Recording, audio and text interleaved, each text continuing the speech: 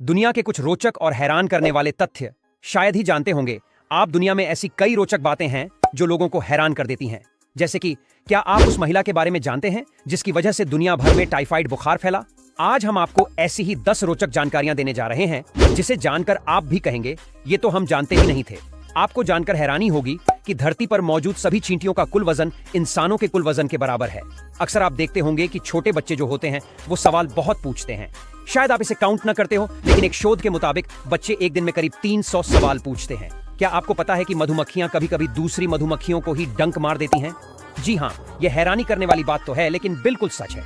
Chilli में Atacama रेगिस्तान को धरती के सबसे पुराने रेगिस्तानों में से एक माना जाता है। यह सबसे सूखा भी है।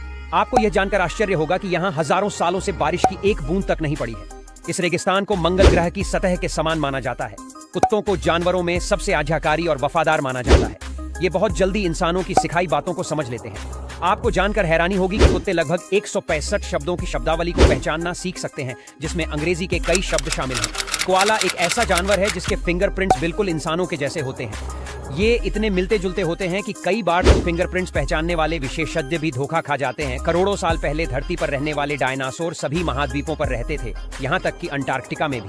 दरअसल हर महाद्वीप में उनके जीवाश्म मिलने के बाद वैज्ञानिक इस निष्कर्ष पर निकले हैं।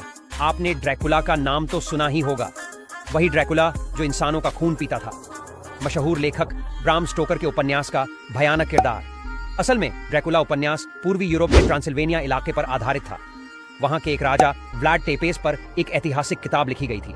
ब्राम स्टोकर ने उसी राजा के पिता व्लाड ड्रैकुल की शख्सियत पर ड्रैकुला का किरदार रचा था।